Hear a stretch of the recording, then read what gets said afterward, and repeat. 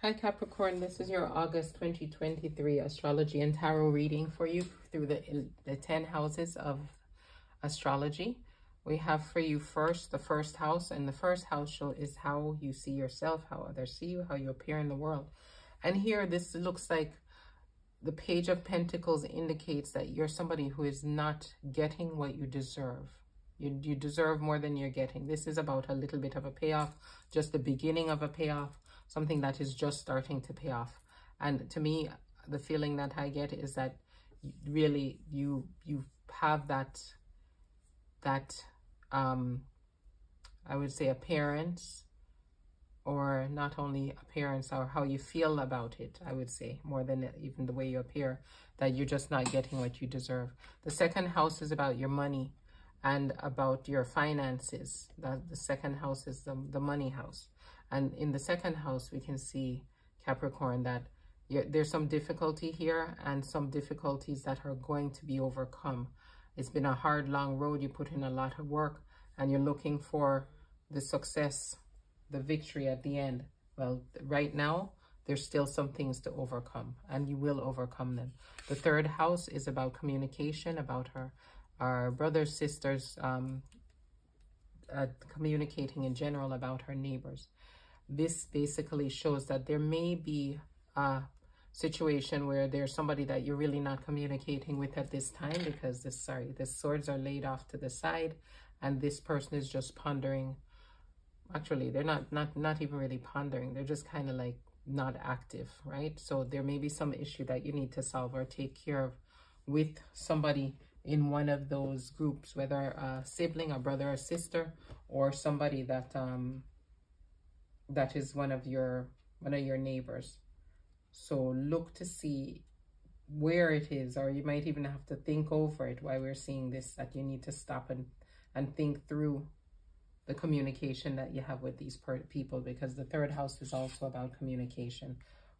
Okay. All right. Capricorn, your fourth house is about family, about women in your life, women in your family, and about your children. What's going on at home? The home that is private, that only people see, only that are there see.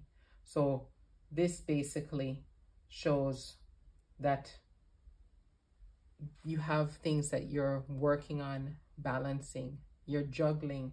It has to do with could be materially, that you have to be juggling to keep things going, and that it's difficult for you because you have more than one priority, and you have to decide and give each of them their due.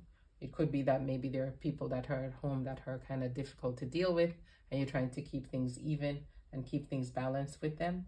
It could even be that you're working more than one job, that you're really focused on making money. So maybe you have a business and a job, and you're trying to just juggle and keep things together. And it says that you have to actually maybe sometimes look at both sides of something if there's an issue at home. That's the next thing that this could mean. The next thing that we have for you is in your fifth house, which also could have to do with your children, could be having to deal with creativity. And if you're an entrepreneur, this is about you, your own business. And so because it is in the fifth house, we have here the Queen of Wands. So the Queen of Wands is all about action. She is somebody that is going to take action, and going to take action decisively. Because of the wands, we know that it's not going to be something that is slow. It's going to be quick action. So this indicates that the Queen of Wands is in your house of creativity, and also maybe about your family, that things are going to go better, because with a loving and a caring approach, things are going to improve. If it's about your business and your creativity, think of it in not only you want to get it done, yes, and the Queen of Wands, it has to be done, and it will be done quickly. But the way you approach it is going to be with passion, not with aggression, okay? And things will be done and done effectively. Your sixth house, the sixth house is all about your health, your body, the things that you're doing with your health and your body. We have the Magician here, and the Magician is letting you know that with those things, your daily routine, your health, your body, that you are beginning something, right? And it is something that is going to be able to benefit you. But you have the ability to choose the correct thing. You have the intuition to choose the correct thing, whether it's a new exercise routine, a new class. Let's say you're deciding you're going to start cycling. But again, intuition, common sense, skill, ability, you have all that it takes to choose the right thing and to be going in the right direction with that for August. We then have your 7th house, and your 7th house is the house that is about one-to-one relationship. And the one-to-one relationship could even be a personal relationship, or it could be a business relationship. Could be either one of those, but it's definitely about a one-to-one relationship. And we can see here that we have the Knight of Wands, but the Knight of Wands is at this time reversed. So that would be indicating that within your one-to-one relationships, the thing that you have to look at is the need to kind of be more, I would say, vibrant or interested, because it's a wand and the wand is cooling off. So if you have, let's say, something at home or with your partner, husband, wife, whatever the designation is, and things are cooling off, you need to put some focus on making things more lively. If it is that you have a business that you're working with a partner and things are like falling off, let's say the sales are falling, you need to get in there and start making a new plan and get things back on track. Okay. The next is the 8th house. 8th house is about other people's money, and also things that you have that are like investments, get loans, things that have to do with money that you're not earning from that day-to-day job, or maybe even your actual business at this point. And what we see for August of 2023 with that is that it appears that things are stable at that point right now. This is not a time to be moving things around, because things are stable. You will be able to have some prosperity there and some abundance there, because things are working well. If it's that you invested, you have invested in the right place. If it's that you are playing the lottery, keep playing that lottery. If it's that somebody is helping, or you and someone else are working together to pay the bills, things are balanced and things are working well in that way.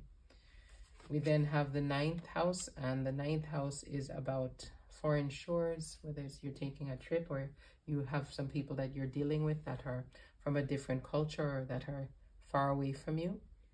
We have the 4 of Cups in the 9th house, and the 4 of Cups indicates that and this would to me more seem like a trip, that what happens is sometimes you're involved with a group of people or in an activity, but you're not taking time to enjoy the activity. You're kind of like going along for the ride, but not actually experiencing what it is that you're doing. So this is indicating to you, take the time. If you take the time to go on a trip, make sure that you enjoy the trip. Don't just go along for the ride. We then have the 10th house, and the 10th house is about your job, your day-to-day way you make your salary, those types of things, mainly your career.